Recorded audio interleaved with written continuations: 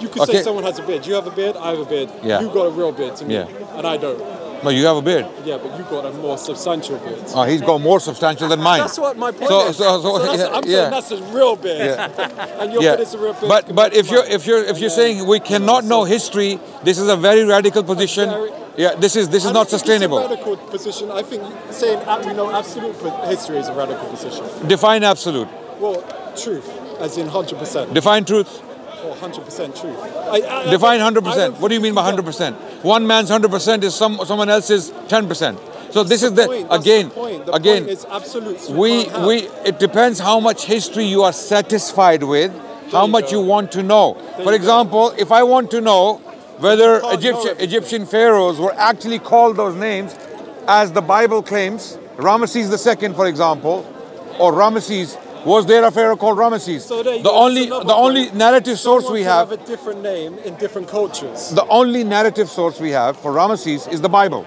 And then the only other source we have are the stelas, the actual physical evidence from Egypt, right? Ramesses' name is there on the stelas. Therefore, so we know absolutely with 100% certainty that Ramesses was a real person. About them. That's nothing. I don't even know your name. I think I know more about you talking to you than your name.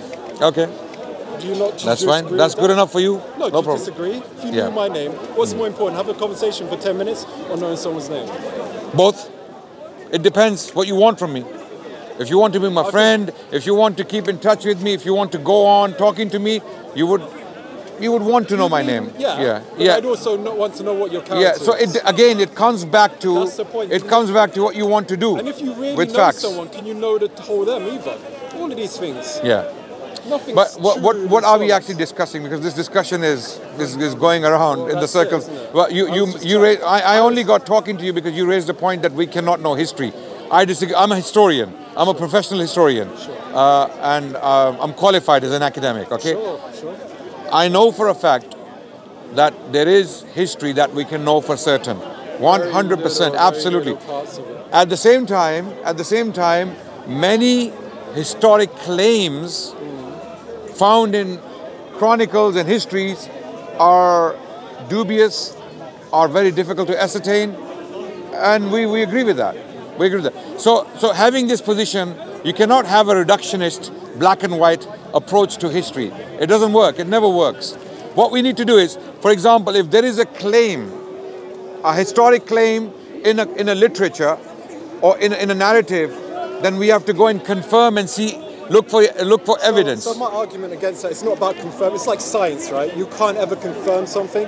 You can just say this is not the truth. Science is a tool that can give you. Science is trying to work out what the truth is. That's what science is. And they have the methods to reach that truth. History, right? Right. Can never be science cannot tell you right and wrong.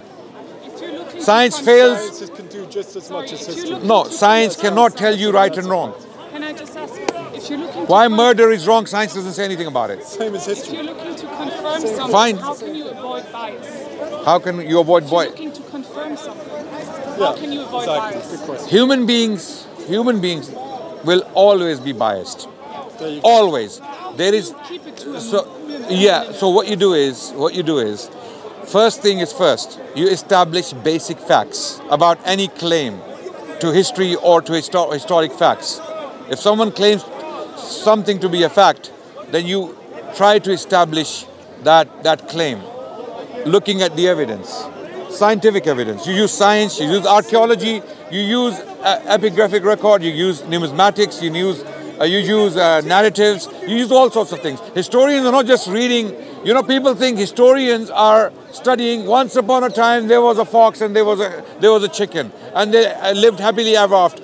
History doesn't work like that. History is a very complicated system of studying the past, and history can be studied through a number of methods by using a number of avenues.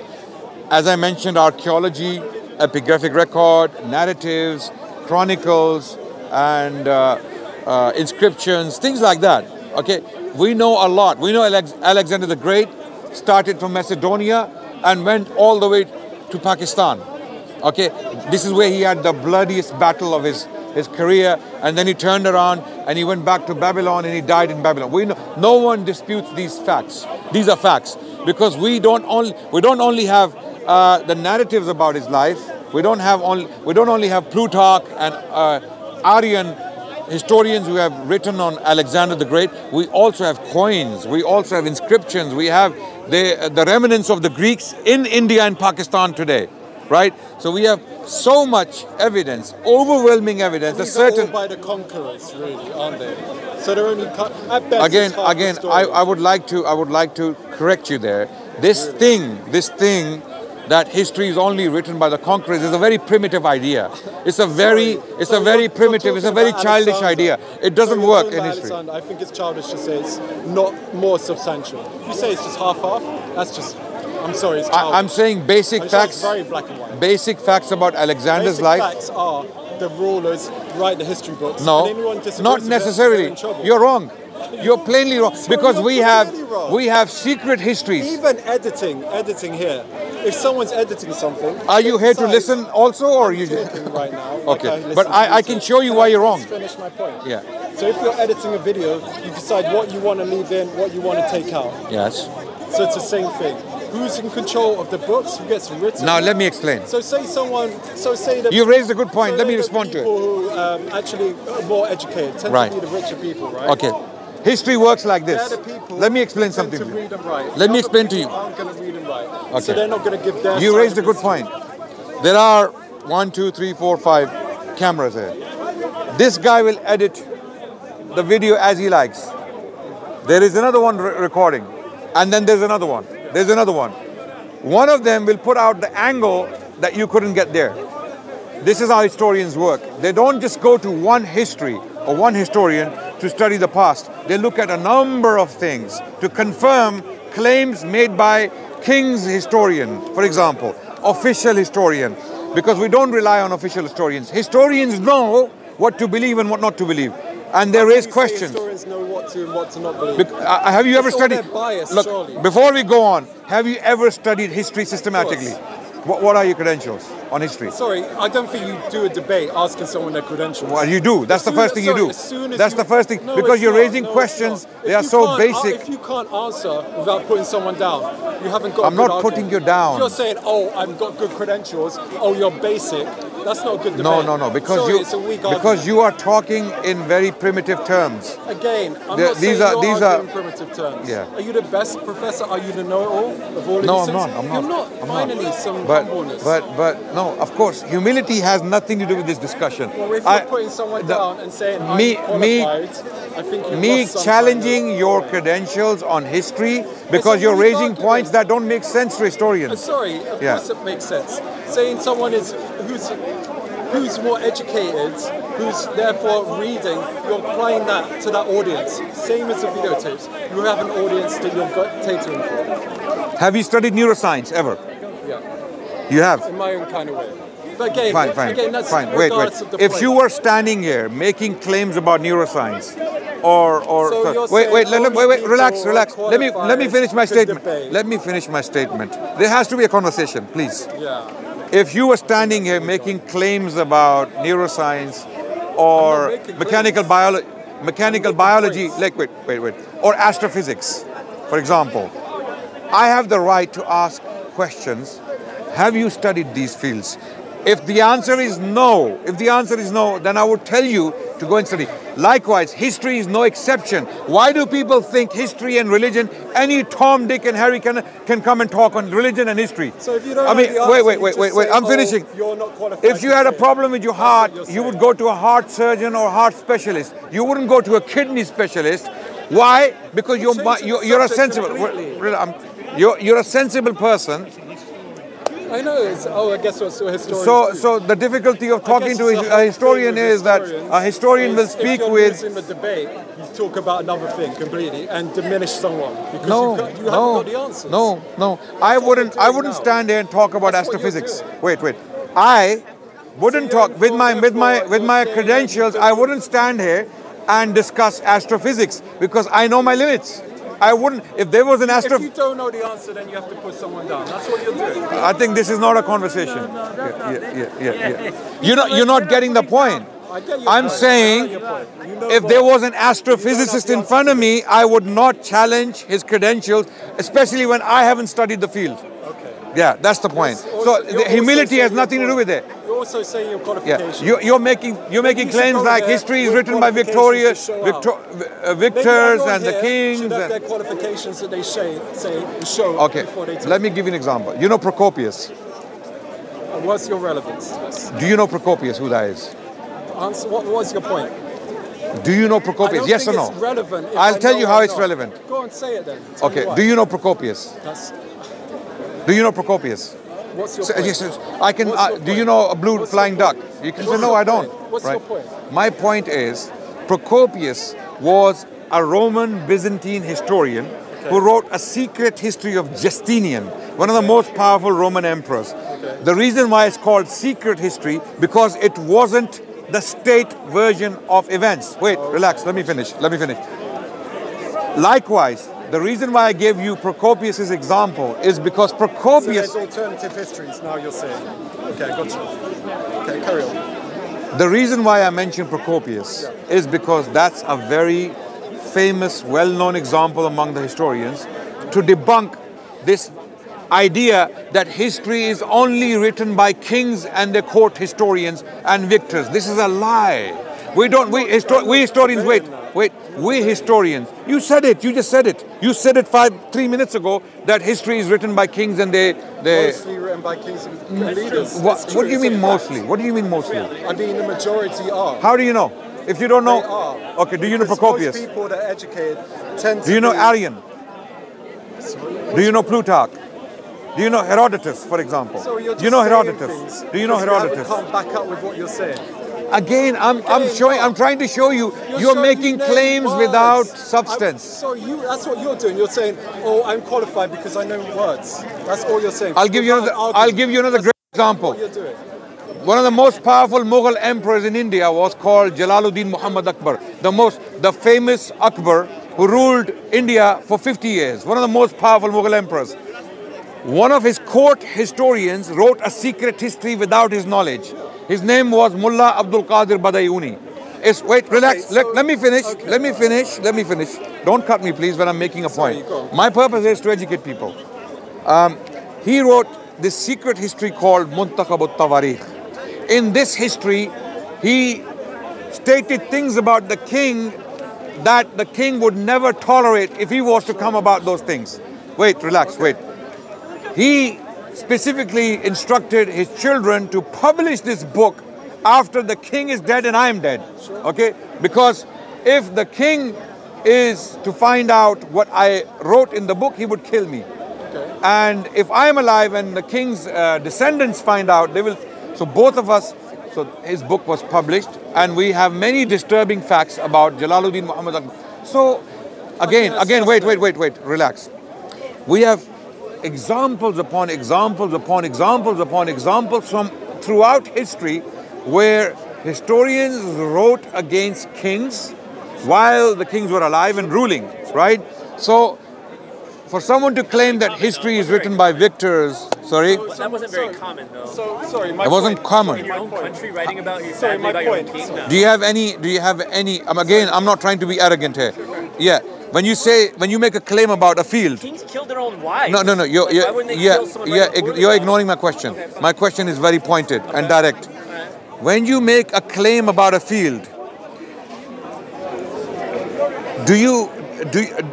should you follow basic rules and conventions of that field or not? Yeah, you should. Right. So the basic thing about history is before you make a claim about the history of the world, you have to have basic knowledge of the history of the world. Would you agree? Yeah, I think that's why we have historians, right? Yeah, exactly. Thank you. So that's the point I'm making. When someone comes along and says only kings got their histories written and all we know is from the kings. That's not what he said. Sorry, can I just ask you? Say that happened. I think probably the truth happened there to some extent. Also, to some extent. We don't know, right? That's my point. No, we do know. We don't. I'm asking you this How question. do we? My question. This is why it comes back to credentials. Let him finish. Again, I let you finish. Let me finish.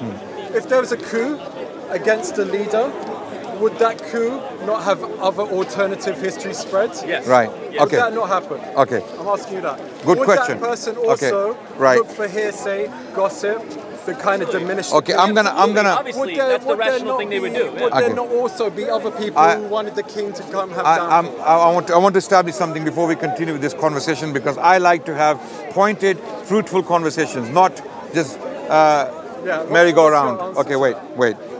Are we discussing history and how it works? Yes or no? I mean, No, I was talking to him. You just came. I was talking to him. Are you looking for time here? What's your No. Are we discussing history and how it works? I think, have you got an answer to this question, or are you just like... It's not a trap question. It's a question to determine our I direction. don't know why you're not answering that question. I will. Are we discussing history and how it works? Are you answering the question, or are we talking about the rules suddenly? Do you understand my question? Are we discussing history? I have a question for bro, you. answer his Okay, question. if then the reason why I'm asking this question is, if we are discussing history, then it's a specialist field. If we are discussing heart surgery or neuroscience or astrophysics, then it's a field, right? And when we discuss a field, then we have to discuss it with rules. Okay, you will not tolerate a shoemaker. No, I'm talking to the cameras as well. Okay, the cameras are there. I cannot ignore them. It's been like over a minute now. Okay. These guys pay the bill. So if someone wants to come and discuss neuroscience or astrophysics and has no idea how these fields work, then if there is a neuroscientist,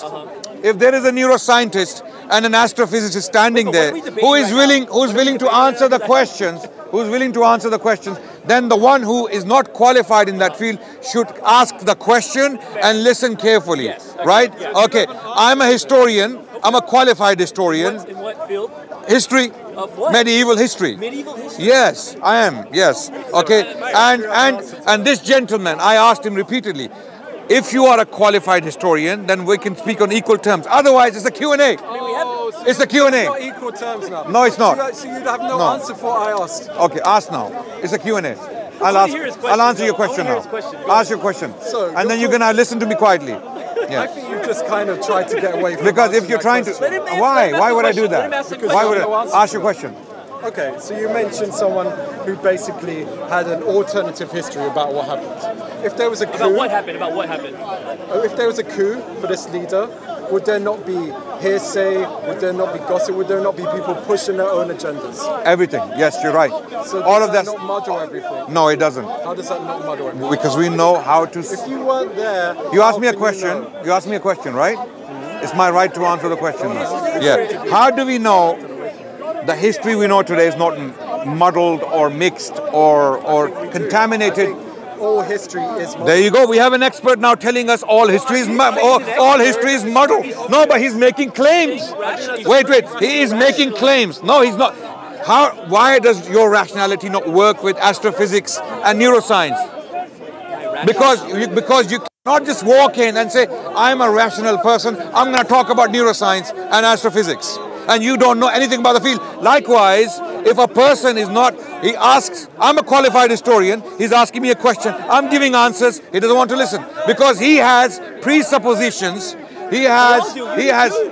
but you cannot have presuppositions on astrophysics and neuroscience. Just like that, history is a field. You can't treat it like I can kick it around and say what I want. It doesn't work like that. No one's going to take you seriously. Yeah, and there are jokers out there who do that to history. They try to pretend, or they try to put themselves like as if they're historians. Why don't we do that with astrophysics and neuroscience or space technology? Why don't we do that? I mean, if you walked into NASA, so you know, if you walked into one of the experimental. He's not saying anything. He's not making anything. I don't think you answered the question. I answered the question that, okay. Next question. We can go around for ages. Thank you. Nice talking to you. Nice talking to you. So to summarize, history is not for everyone to come and slap around.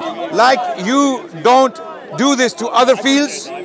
When you want surgery on your kidneys, you don't go to the heart specialist, as qualified as a heart specialist may be, right? If you want your lungs fixed, you don't go to someone who's a skin specialist. Yes? If you want your stomach fixed, you don't go to someone who's an optician or someone who is an eye specialist, right? Because you respect your body, you respect your health, you wouldn't be reckless with your health. Just like that, you just don't have opinions on history and astrophysics and neuroscience and space technology, because you must talk about these things with background, with education. Otherwise, ask questions and have patience to listen to the answers. You know what happened here? I'll tell you what happened. Yeah. He wanted to ask a question, but he was trying to answer himself. He was not articulate enough to word it in a way that didn't show certainty in what he was saying, even though he was coming from a position of not having knowledge. And then when you challenged him on the certainty of his claim, he began to feel insecure. Yes. And the moment